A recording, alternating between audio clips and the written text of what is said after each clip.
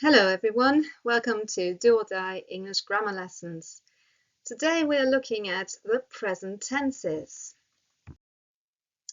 Well, the slightly complicated aspect is that, unlike German, the English language offers two different kinds of tenses to talk about actions or events in the present.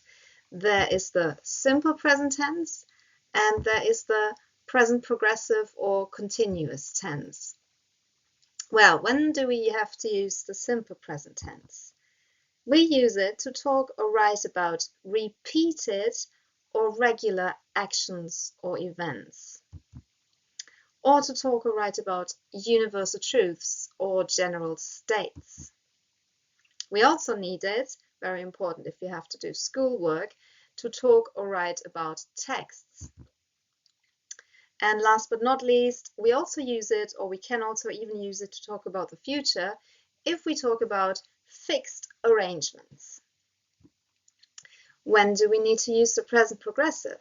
Well, we use the present progressive to talk or write about temporary or unfinished actions, to talk or write about actions or events that are in progress or in development or developments, and to express annoyance, so that we're not happy about something.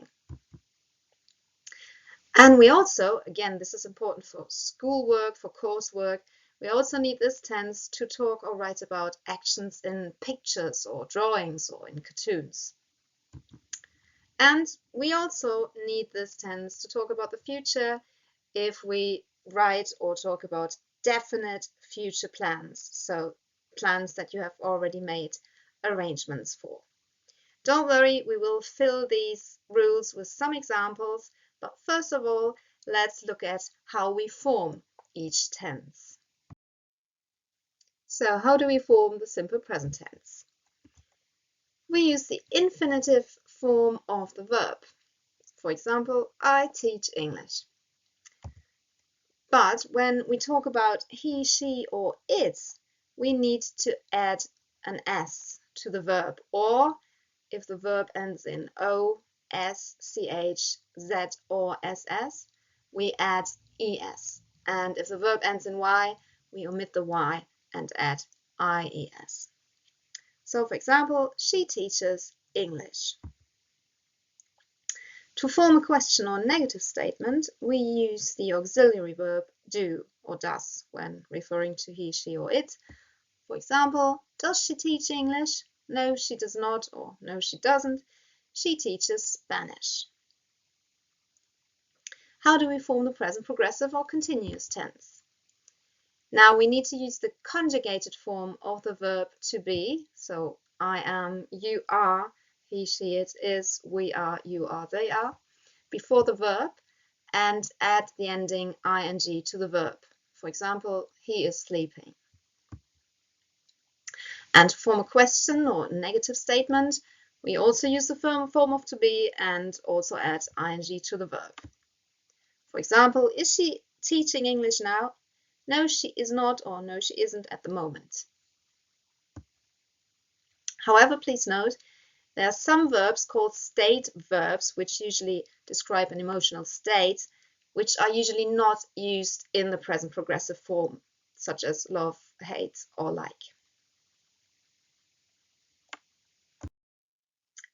Now, let's try if you can already form the correct tenses here.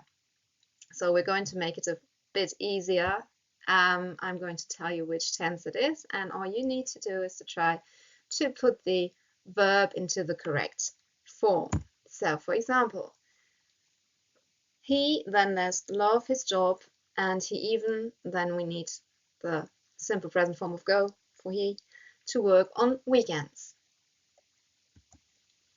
He loves his job. He even goes to work on weekends. She likes, so as a question, Indian food.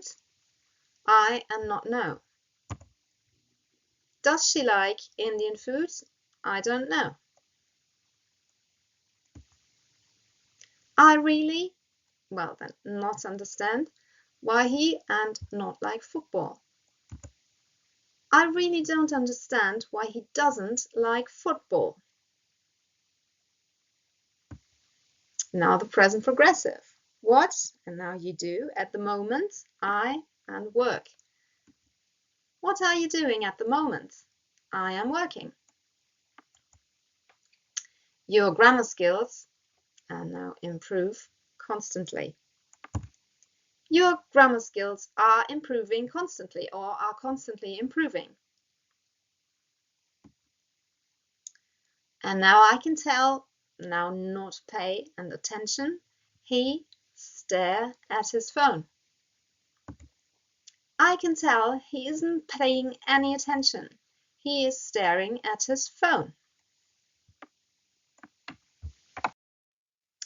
All right, so now you should be able to form the simple present tense correctly. Now, I already told you we would come back to the different usages of the simple present and that I would provide you with some examples. So let's have a look again. When do we use simple present? Do you remember?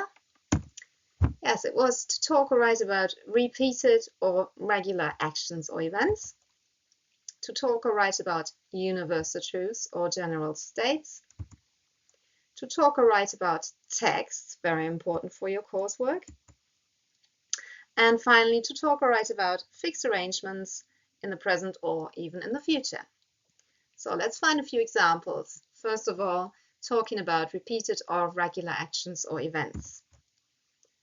I read at least one novel every month. So this is a regular action. I always drink coffee in the morning. So you can already tell that there are a few certain keywords which can tell you that you need to use the simple present tense. For example, every, day, month, year, always, never, often, sometimes, usually, and so on. So there are lots of these keywords which show us that there's a repeated or regular action or event. Number 2, to talk or write about universal truths or general states. The sun rises in the east and sets in the west. Or water boils at 100 degrees Celsius. So these are general states or universal truths. They don't change, so we need to use the simple present tense. Then to talk or write about texts. The novel is about 9 Americans whose unique life experiences with trees bring them together to address the destruction of forests. So this is a very brief description of the novel I am currently reading. It's called Overstory by Richard Powers, very good book. And the newspaper article deals with the impact the coronavirus has on global economy. So in both cases, we're talking about written texts, but it's also true for spoken texts or for things that you actually watch. So here we always use the simple present tense to talk about these. And finally, we use it to talk or write about fixed arrangements, even in the future. The next train to Berlin departs at 3 p.m. And this is why this kind of usage is also called the timetable future. But at the moment, we are just addressing the present use. So let's have a look at the present progressive again. So do you remember some of the rules for when we need to use the present progressive? Well, let's see. Well, we needed to talk or write about temporary or unfinished actions or events. To talk or write about actions or events that are in progress or developments. To express annoyance, that we are not happy about something. And to talk about or write about actions in pictures or drawings, very important for your coursework.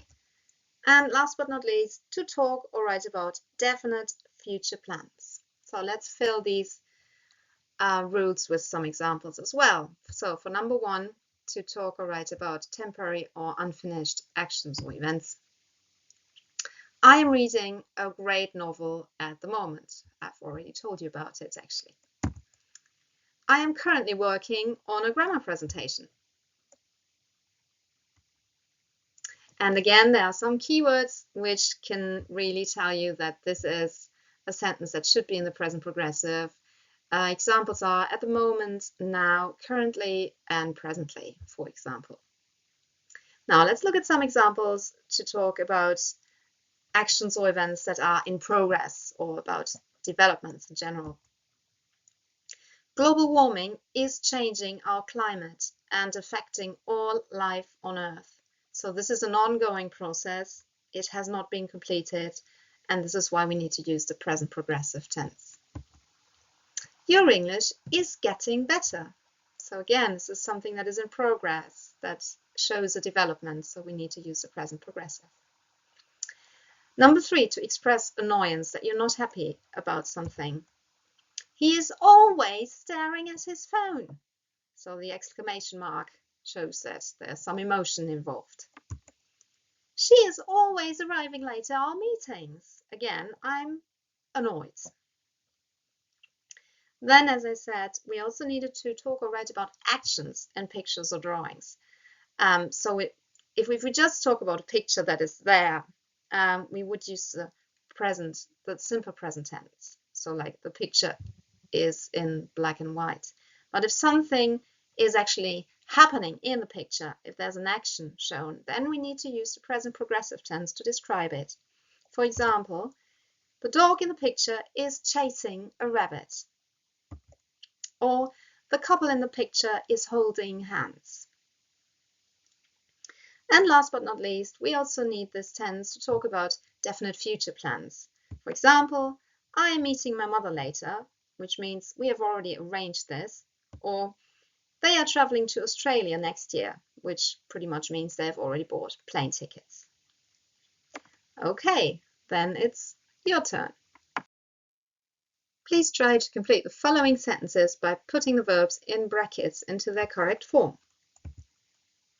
Number 1, I then speak English quite well.